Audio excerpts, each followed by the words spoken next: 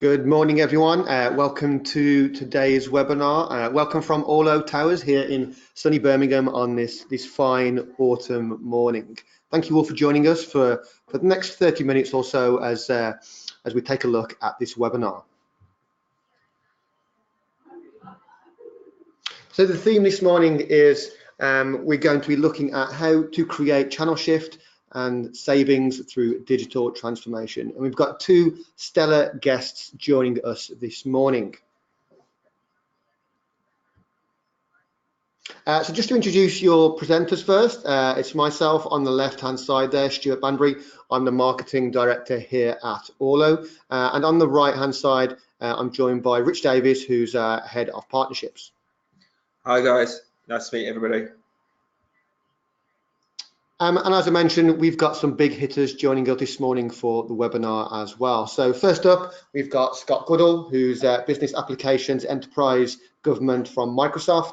Joao Zorro, Head of Dynamics 365 Lead from Capgemini. And also Paul Harrison, Head of Microsoft Applications at Capgemini. So you'll be hearing from these guys a bit later on this morning as they talk you through some of their offerings and give you some live demonstrations as well. Just a couple of bits of housekeeping. So if you do need to leave early this morning, don't worry. A recording will be sent out of the webinar over the next couple of days. So look out for that in your inbox. And if you do have any questions, just enter those into the questions tab on the webinar panel on the right-hand side of your screen. And we can dig into a few of those at the end of the webinar this morning.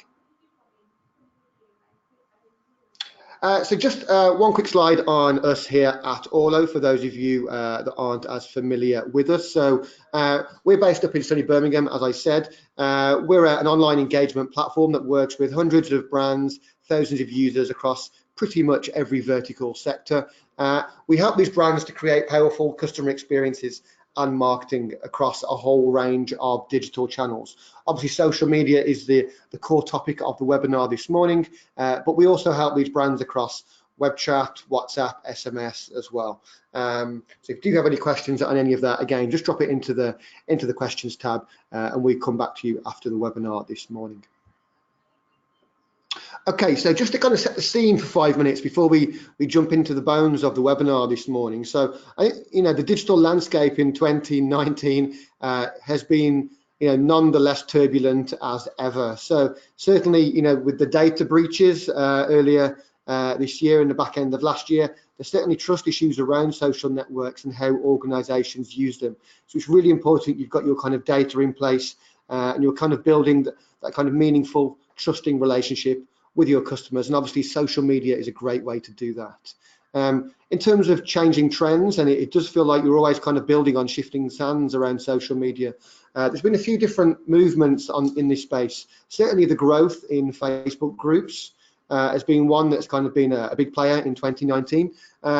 We've got obviously the paid advertising strategies that show no signs of abating. So if you do have an important announcement on social, you do have to put some pounds, shillings and pence behind your important posts now. And obviously the rise in influencers.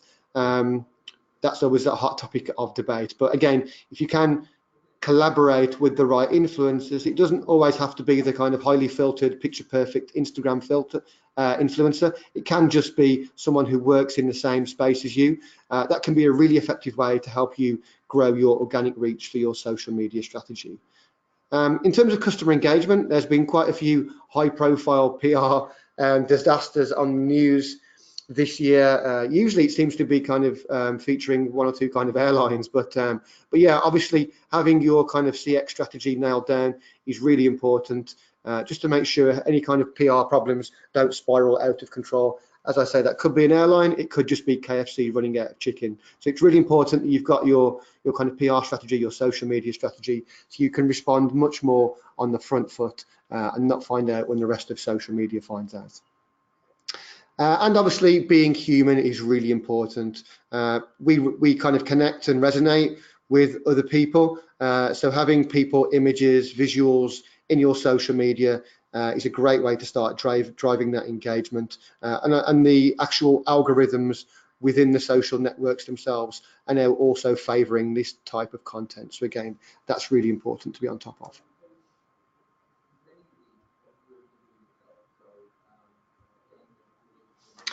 So just to kind of jump into a couple of stats to set the scene a little bit, we commission a large piece of research right across the public sector at the start of each year. This was taken from this year's survey, which we launched back in, I think it was March of this year. And we do this year on year just to kind of identify how trends are changing and allow public sector organisations to benchmark their performance and maybe some of their challenges against what we're seeing more broadly across the public sector. This first graph really explains that what we're seeing here is right across the public sector, the rise in inbound social media volumes is growing. And that's been a trend we've seen over the last 3 years or so. Particularly you can see emergency services, healthcare, housing, some real kind of high growth areas in terms of social media. What we're seeing conversely with that actually is social media team sizes not growing in line with those inbound social media messages. So if you are trying to make a great first digital impression on social media or any of your digital channels, it's really important you've got the people and the technology in place to do that if you are trying to encourage channel shift, which is obviously one of the topics we're looking at this morning.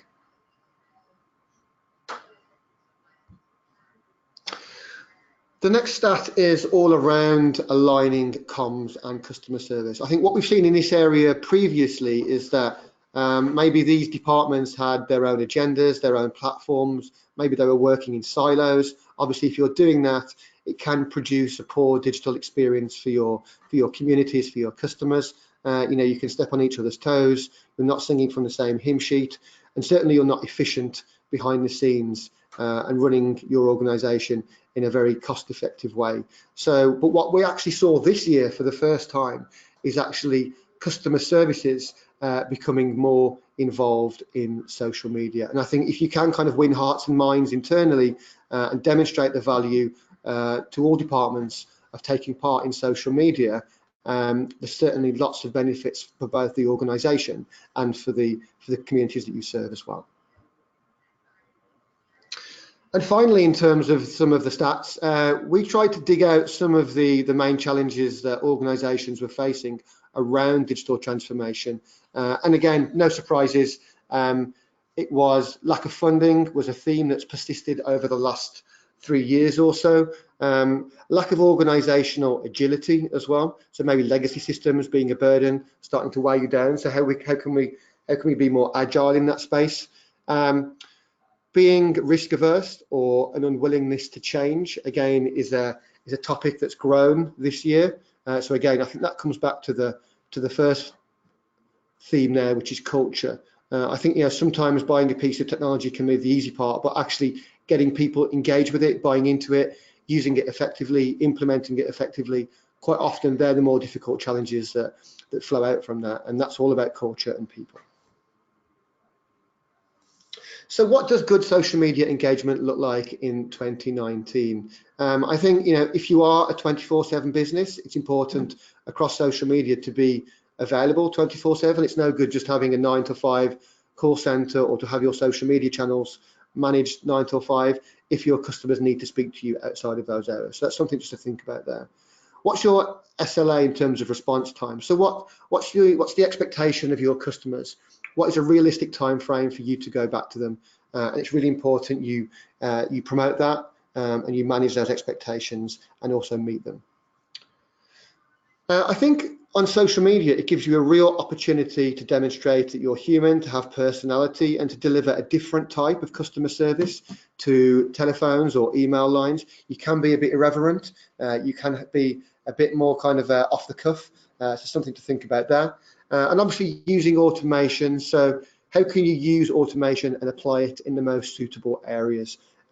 Freeing up your customer service agents to focus on the more complex or the more niche inquiries where a human conversation is irreplaceable. So that's all around automating those low value repetitive tasks. So I think it's really important to identify which those are and then start to use automation in the most appropriate places.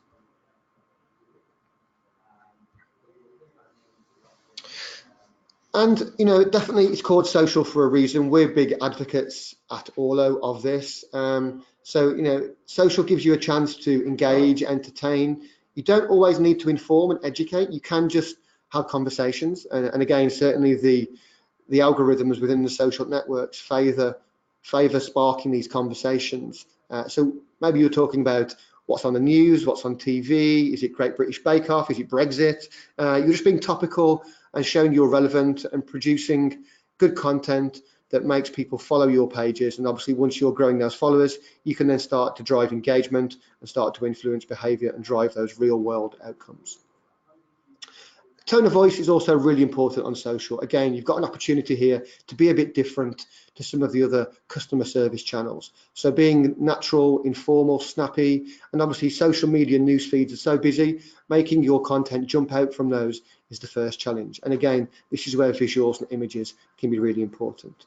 So using images or videos that paint a picture, again, humans, we connect with faces and people of other humans. It also makes us real, authentic, and relatable. So something to think about there on when you're planning your social media calendar.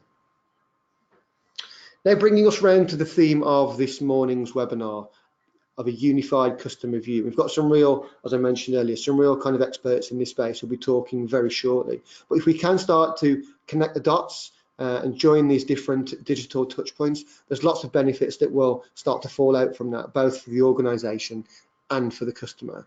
So we'll be able to leverage greater insights and deliver better services, become a truly customer-centric organization and actually build our business functions and departments around the needs of a customer rather than maybe some of the outdated, archaic business structures that were maybe more convenient for the organization historically. We can enable shorter, more effective customer interactions, start to drive down our cost to serve, and we can move from being reactive on the back foot to proactive and actually maybe nipping some of those inbound messages in the bud before we actually receive them. And we can start to break down silos of data and actually turn customer experience and customer service departments into the voice of the customer for the wider organization. So maybe start to change that image of customer services as a bit of a bucket of cash with a hole in the bottom where that kind of money runs out into actually a value added department for the organization. Quite a few of the organizations that we work with here at Orlo, and they're starting to do that. So that's really exciting to see. Okay, so who does online CX and social CX really well? And a couple of ideas for brands here for you to follow. So certainly Nike are a great one of doing this. Again, they make it really personal. They have conversations. They make it really informal. Spotify, again, you know, you can see them sharing one of their songs there. Again, they're just being social. I always think the brands that do social really well use it like you and I do. It's not corporate, it's not stuffy. They're not just broadcasting one way at people. They're having conversations and they're being social. And there's a great example of Spotify doing that there. And again, Netflix as well. They're using emojis. They're just being fun, a bit irreverent, making it natural and formal, having those conversations, and actually starting to encourage their customers to see social as a great way to speak to them.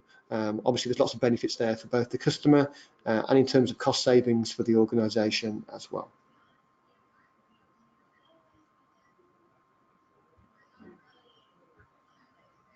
Okay, so at this point, I'm going to hand you over to our first speaker of the morning, our first guest speaker, and that is Scott Goodall from Microsoft. So Scott, it's over to you for the next few slides. Good morning, everybody, and thank you for taking the time, and thank you for Orlo for arranging this. So my name is Scott Goodall, and I look after the regional government business from a Dynamics 365 customer service perspective in regional government for public sector customers in Microsoft. So just to highlight what Microsoft is doing in this area, we're in quite a unique position from a customer services perspective, and that we're not only able to support our customers through their entire journey of transformation, but we can also solve many of the other challenges that come with managing and optimizing siloed solutions. So as you're probably aware, we have three Microsoft clouds. It starts with Azure as the most trusted and scalable platform for customers to grow without limits. Microsoft 365 delivers the world-leading productivity tools for collaboration and creativity. And then with Dynamics 365 in the Power Platform, we deliver a full set of intelligence business applications that are integrated and extendable. And this is a lot of the place where our customer service offering is based. It's a full set of technology and innovation for our customers, and we're seeing the results very positively across many industries.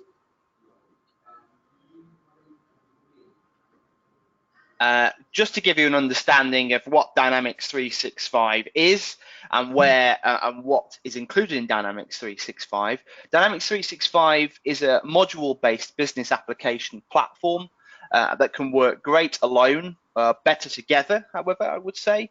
It allows enterprises to reimagine their business processes and align the organization, bringing all those siloed data repositories and third-party line of business systems under the one roof. Customers can adopt, as I say, individual apps at any time, but have the flexibility to rapidly add and extend their capabilities across any of the other applications.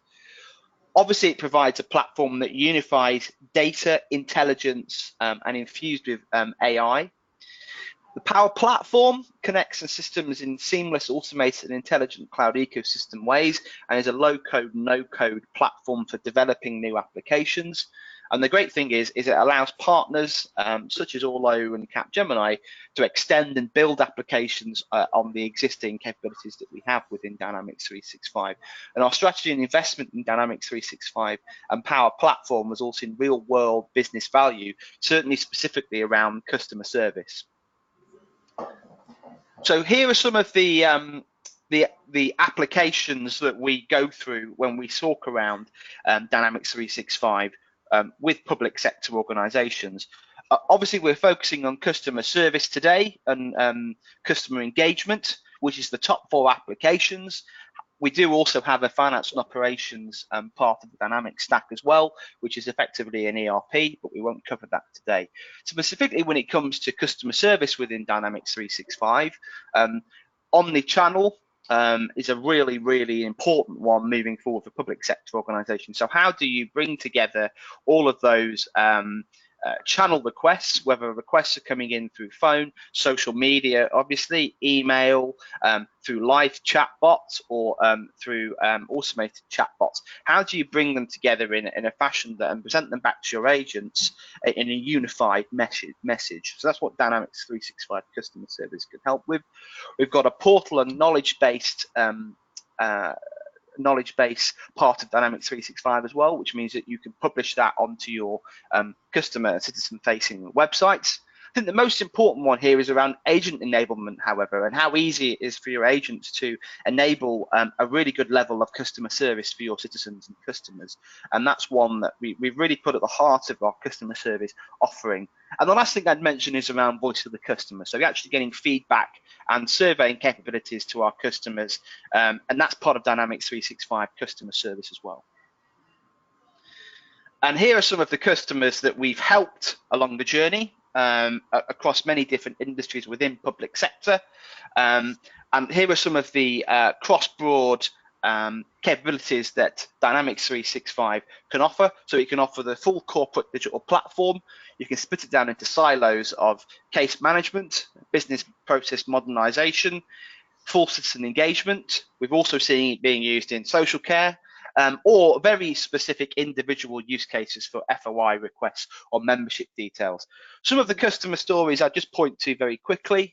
Brent was initially delivered into the housing and homeless teams. It's now replacing legacy front-end platforms and middle office case management systems. So it's providing a single platform of integrated core line of business systems to provide that one view and 360-degree view of a citizen. Shropshire moved from Dynamics CRM on-prem to Dynamics 365 in the cloud, and now develops and delivers a full contact center solution, replacing line of business systems such as complaints, FOI requests, membership inquiries, highways for reporting potholes, etc. And the last one I'd highlight is Wiltshire, who started on the journey of using chatbots and live bots for things, high transactional volume things, such as when is my bin going to be collected, or my bin hasn't been collected, what's the next process, etc. And the last thing I just want to talk through is some of the use cases that we've seen as a wider platform within the public sector. So things like mobile working, so field service is an element of Dynamics 365 that can work very closely with customer service. So if you've got a job or a case that needs to be reviewed, making sure that goes to the right person, the right time, with the right skill sets to do the job is a real capability of Dynamics 365. Obviously, case management in this case is incredibly important, how to automate and fix those things, but while also allowing your citizens to see the status of the cases and where they are in the process, rather than having to constantly ring back into the contact center. Those are a couple of the sort of scenarios that we've traditionally seen within a government scenario. I'll stop talking now and let you see some of the technology and demonstrations, but I am on the chat and I will be here to the end if you have any questions. Thank you very much. Okay, thank you, Scott. That was wonderful. For the next few slides, I'm going to hand control over to the guys from Capgemini, who'll be talking you through a couple of slides and then giving you a live demonstration as well. So over to you guys now. Okay, great. Thank you very much. Good morning, everyone. I'm Paul Harrison. I head up Capgemini's Microsoft application practice here in the UK. So myself and the team are working with many customers in public and private sector on large digital transformations. But certainly within public sector organisations we work with, we're seeing increasing expectations on their contact points with the public. Citizens expect to engage with their local government or, local council or government agency really in the same way that they would with a retail brand or a bank. And that could be at any time of the day, from any location and from any device. We've also seen a huge channel shift and also the explosion of many different channels. And people expect to be able to engage with public sector organisations on their channel of choice. A rather perhaps alarming statistic is that on average organisations will be supporting 14 different channels in 2020. Clearly that presents quite a significant challenge, but we'll come on to how that can be met, and indeed many benefits from engaging across those different channels. We're also seeing that citizens expect self-service options and don't necessarily want to talk to somebody to complete an activity, and this is particularly in the younger demographics. But I think even more challenging than some of these points is the expectation of delivering fully integrated services. So citizens don't want to tell you something twice. I think we've all had the classic example of a change of address and having to tell multiple departments within one organisation of that change. But obviously this is against the backdrop that Stuart pointed out up front in terms of reducing budgets in the public sector. But while there's a lot of challenges and the expectations are high from consumers and citizens, fortunately there's lots of levers for us to address these challenges and indeed thrive as an organisation through some of these mediums. So with relatively low effort, we can deliver things like bots and virtual agents for automated conversations. We can deliver knowledge bases for both citizens, but also for your staff. We have the ability to automatically reply to common queries and also route queries to the right staff within your contact centres so that queries are dealt with first time and rapidly. There's even opportunities like community forums where you might even have ambassadors from the public that are actually helping you as an organisation to answer questions, and so reducing the burden on your own staff. But what is really important is to understand your audience and how they want to interact. We've seen some quite surprising examples. So for instance, working with a healthcare organisation where actually the younger demographic were more comfortable discussing sensitive health issues with a bot than a person. So yeah, really important to understand how people want to interact with you. But done right, there's many benefits, and not just reducing cost to serve by shifting people to lower cost channels. Actually, you can improve the satisfaction of your community, but even more than that, increasing engagement. So getting to a point where people actually want to proactively engage with you, and you may get to a point where actually you're able to crowdsource information around a particular issue. So in local council, we've seen this around graffiti or potholes or fly tipping, and actually crowdsourcing that information to then address those issues effectively. There's also opportunities to provide more inclusive services, so perhaps skills via a voice assistant, so that parts of the population are not excluded from your digital services. But really where all this comes together is around the insights that you gain through the data and AI. And through those insights, you're then able to evolve your services over time. And that means you can really focus where you're spending those limited funds. So with that, I'll hand over to Joao, who will take us through a demo that really brings together some of these aspects. Thank you, Paul. Good morning, everyone. So Joao Zorro, I'm the Dynamics 365 lead for Capgemini UK. So what we are going to see today is the first or one of the first steps for the channel shift. So if you are like me, you don't like to call to a call center when you have a problem. You prefer to go online and submit a request and have everything centralized on that same place. So for today, I'm going to impersonate Bob. Bob is someone that is on holidays, and the travel company that helped him to get to his destiny went bankrupt, and he now needs to come back to the UK. I'm sure that's a scenario that you are familiar with, at least on the news. Hope you have not felt it. But what are we seeing on the screen now is one of the elements that Scott mentioned before that is part of the Power Platform.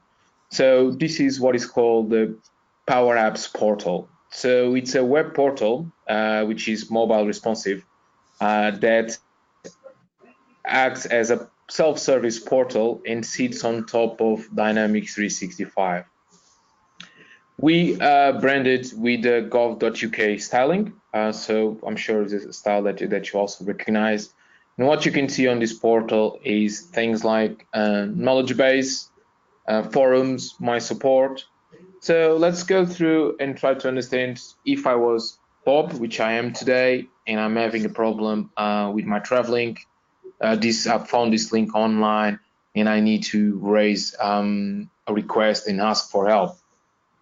So if I go to my support, I'm authenticated as Bob and I can see, oh yeah, there is a previous case, but let's not look at that one now. Let's open new case where I will report my problem. So my problem is related with travel back to the UK. So I can see that when I've added the title, the portal automatically came up with some knowledge-based articles. This is, as you are familiar as well, it's a way to, maybe I will find my answer here and I don't even need to go and ask anything else. Let's have a look to this. No, this doesn't help me. I could say that, yeah, I found my answer and this will help for future requests, but no, this doesn't help me. I really need to keep going and open the case. So what's the case type? I have a problem. What do I need? Information. So how do I get back? I'm in Ibiza. So this is my request. I could go and actually attach some files. Let's see, I will attach the invoice of my cab that I needed to get back to the airport. And finally, I will go and submit my request. So what I have here now is a website where I submitted my request. This request will go to the back office, it will go to the CRM. And this is a centralized place where I can come back and consult the status of my case, which we will do later. Now I'm going to hand over to Rich, and let's see how Orlo pick up the request. Thank you, Joe. So back with us now, and handing you over to our head of partnerships, Rich Davis, who's going to talk through this from an Orlo point of view. Hi, I'm also Bob today, so that might get confusing.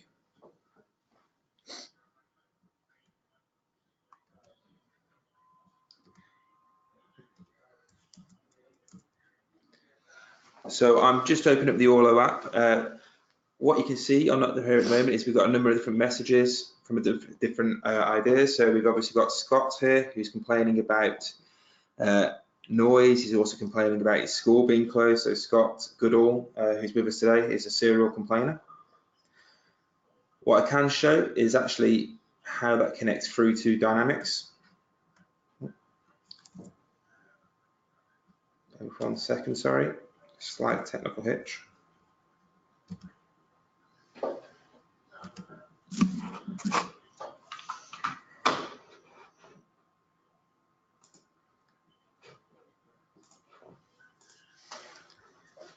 So obviously on there we can see the actual messages that come from social, that message that comes through from Twitter, Facebook, LinkedIn, YouTube, Instagram.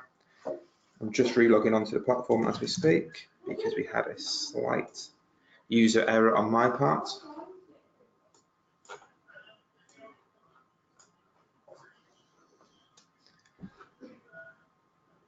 So as I said, we've got a number of different messages from different people. However, what we're talking about is what Bob's going through today. So Bob is stuck in Ibiza. XYZ Airlines have gone bust. He's actually gone onto the portal. He's created a case. He's actually said, I've got issues. You've not been able to solve my issues. But like most of us, he's impatient. He's got a real issue and he needs help quickly. He doesn't know how to get back home and doesn't know what the process is. So on here, I'm going to be speaking to Bob and going, hi, Bob. Have you raised this with our portal? And I'm also going to use what we call a snippet, and a snippet takes us through to a link. So actually what's happened here is we can see that this is something that's going to happen quite regularly at this point in time because it's numerous people having to Bob. So we've had to create numerous FAQs just around this option. So I'm going to send them that reply. And now I'm going to reply as Bob on my phone.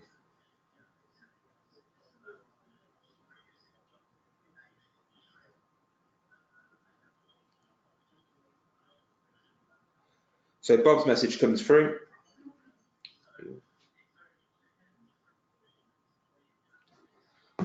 And Bob will be saying, actually, I am stuck in Ibiza. Make a message to how do I get home? I've already done everything you've asked me to, so I'm going to go raise that with Dynamics. So I'm going to have a look at my case within Dynamics, make sure Bob's the right person. So I'm going to ask him a number of different questions to make sure that I'm linking him to the right Bob Smith because there's a numerous Bob Smiths out there.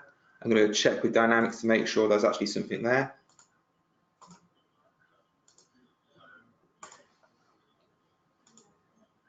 But I'm quite happy that the Bob Smith we have in Dynamics is the Bob Smith that we have speaking to us right now.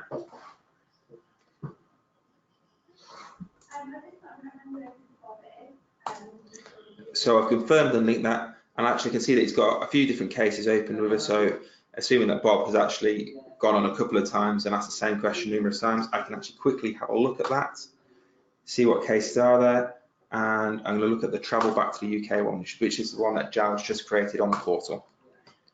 And that's going to take me directly into Dynamics and see the information that is attached.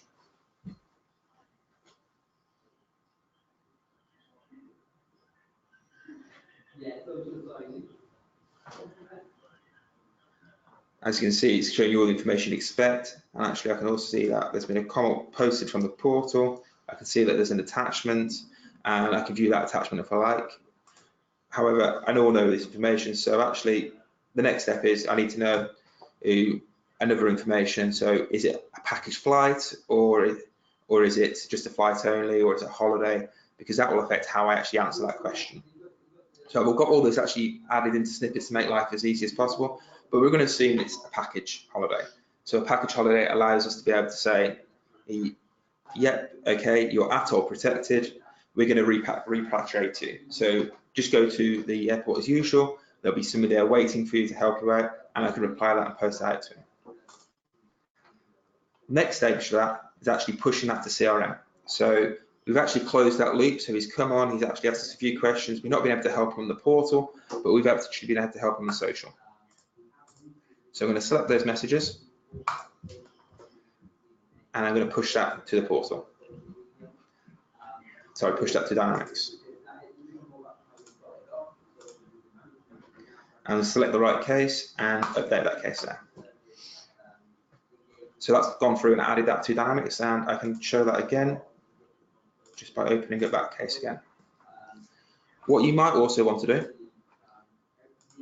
is do stuff like create tags for this specific occasion. So something's happened, it's XYZ liquidation, and this is going to really affect all our statistics and how we monitor things. So we want to create exceptional reports around this. We can actually do that by triggers as well. So we can do that by creating automated flows. So we can actually say, you know what, if it's a message about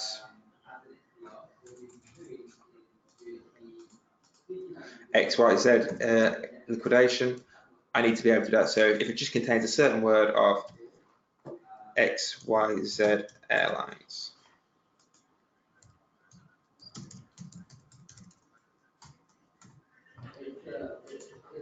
so if it contains XYZ Airlines, I'm going to tag it, and I'm going to tag it with that XYZ liquidation tag. So that's automatically adding that. It could also actually add features as well by saying, actually, I need to assign it to a certain user, I need to email teams, I need to make sure that people are being notified about what's happening. So you can really reduce that time to response, and all that's backed by analytics, by understanding what's happening. Within Dynamics, it's done everything that you'd expect it to do. So actually, you've created that case, and you'll need to go into here then, and also then cancel that, also close that case. If, however, you wanted to do it all within Dynamics, you could also use all via the channel integration framework.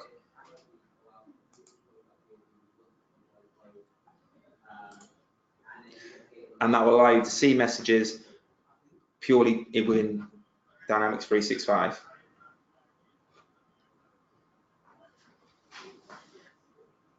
What we usually see this for is that on these occasions where there are so much going on, that people will just be using Orlo purely because it will have much more intelligence around sentiment.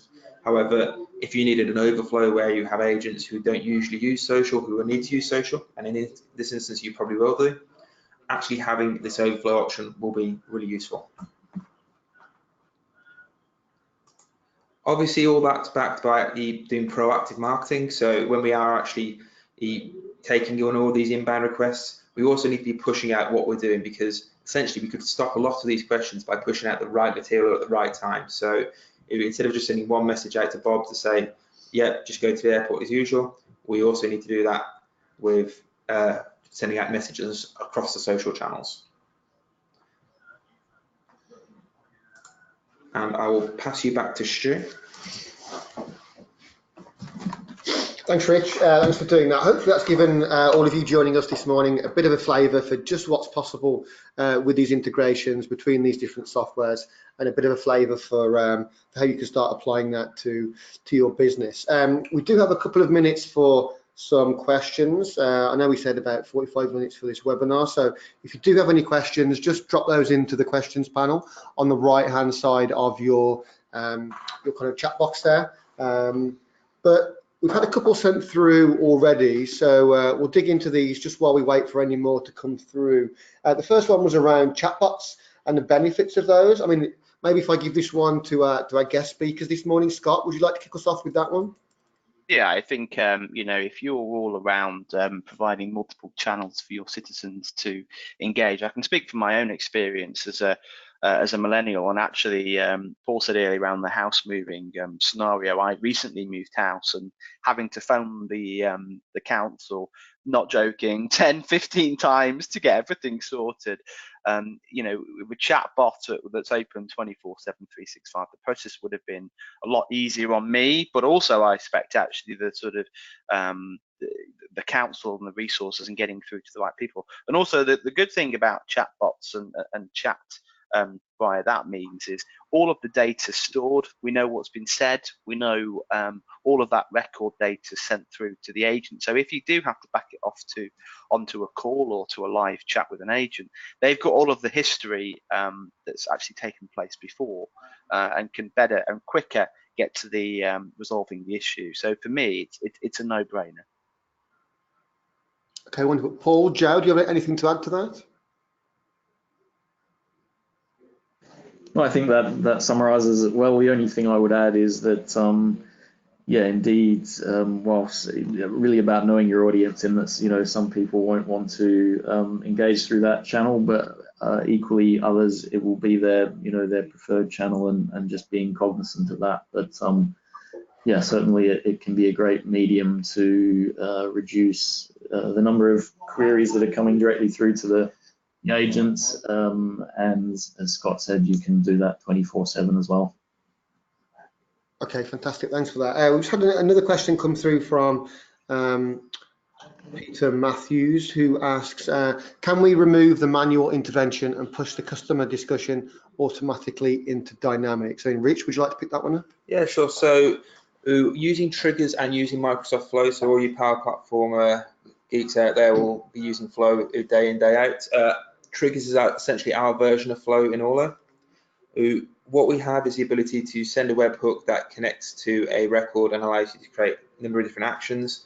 We've tested this out with actually case creation. We see that's probably the better version of actually sending over manual records, because we are doing actual messages for public and private.